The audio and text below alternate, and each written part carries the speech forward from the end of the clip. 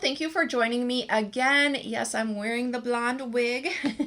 My name is Stacy. I have been reselling for over 10 years. I put out a new reselling video every Sunday and shorts throughout the week. So I hope that you will hit that subscribe button and help me grow here and make some reselling friends.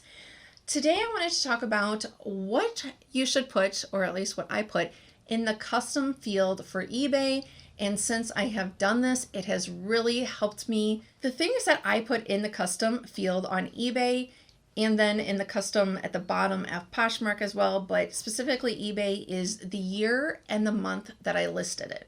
This is good because if you receive a best offer, you may say, if you've only listed it, like a month ago, maybe you'll want to counter. If you've listed it 6 months, a year ago, then maybe you want to take that low offer.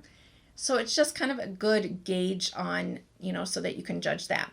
I also put, now there's a couple different ways that people kind of track their inventory.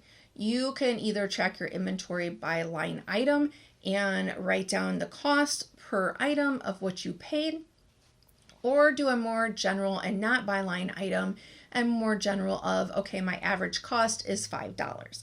I used to do by line item. Lately, the last year or so, I've just been doing, okay, my average cost of goods usually is around $5. But if something is higher or lower than that $5, I put the cost that I paid, because again, that can help you with best offers to be able to quickly see. If it's on another platform, if you cross list, I know that some people use automatic ones, but I do not. So I cross list on Mercari and Poshmark. Everything gets put on Bonanza. It's an automatic thing. If you want to know how to set up things to have them go automatically to Bonanza free of charge, I'll have that video listed down below. You can watch that next. But I know everything's going to be on Bonanza. Not everything goes on the other two platforms. So I will put on there Poshmark, Mercari if it's on both. That way, when it sells, you can instantly know, hey, do I have to go to those other platforms to end the item there?